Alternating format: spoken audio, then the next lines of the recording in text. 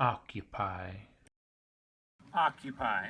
Occupy language. Language. Formations from the heart and mind, flowing through the tongue and lips, falling, trickling, tripping from our mouths. We use language for love. We use language to fight. Words. They create, define, tell our stories. Occupy. When we occupied the streets, Wall Street. We redefined the word occupy. To speak that word calls out. 1%. Before occupy, that phrase could have referred to a penny as easily as a petroleum magnate. Now it can only mean one thing.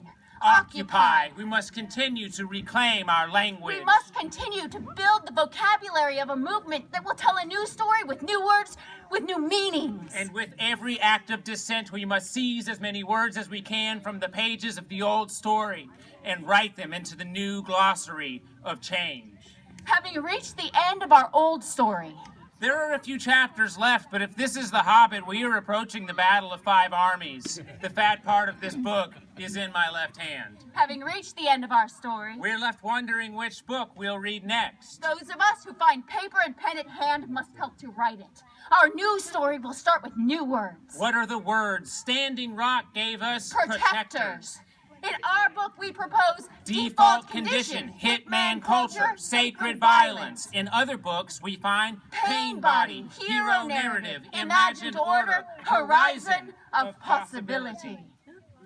Some words are the proper nouns of place and person. Ferguson, Flint, Katrina, Monsanto. Some words are thematic. Climate change, monoculture, permaculture. Some words will remind us that this is the long story of slow time. Slow food, slow money, slow conversation. Algunas palabras saldrán de otras lenguas, y aunque casi no hay idioma con razón, cada lengua nos ofrece su propia sabiduría especial. Some words will be entirely new. Coin them, use them. We must all become wordsmiths as prolific as Shakespeare. This is real-world, high-stakes balderdash. Occupy all of the words we do not have. Occupy all of the words we almost had but left abandoned on the road, waiting for us to pick them up and dust them off. Cry over them once more and remember to carry them again for a while. Paul, forgotten but never departed. We almost had the words of endless unheard prophets, storytellers like Thomas Berry. And we can hear them again in living words. If only we will listen when one of us finds a resonance with a deeper story. I can hear them sometimes when I listen. We're close.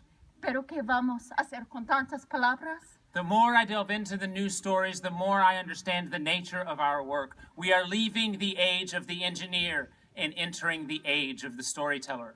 There are so many stories and so many words. Are we close enough? Will we learn the words and weave them together to make them our own? We can use our limited vocabulary to tell the new story, but we must heap meaning and meaning upon our words until their nuance becomes as significant as their spelling. And so our language must transcend the written word, yet the poets will persevere. Their words are stepping stones out into this vast lake of meaning. 1%. In 2011, we agreed that 1% of the population can dominate the other 99%.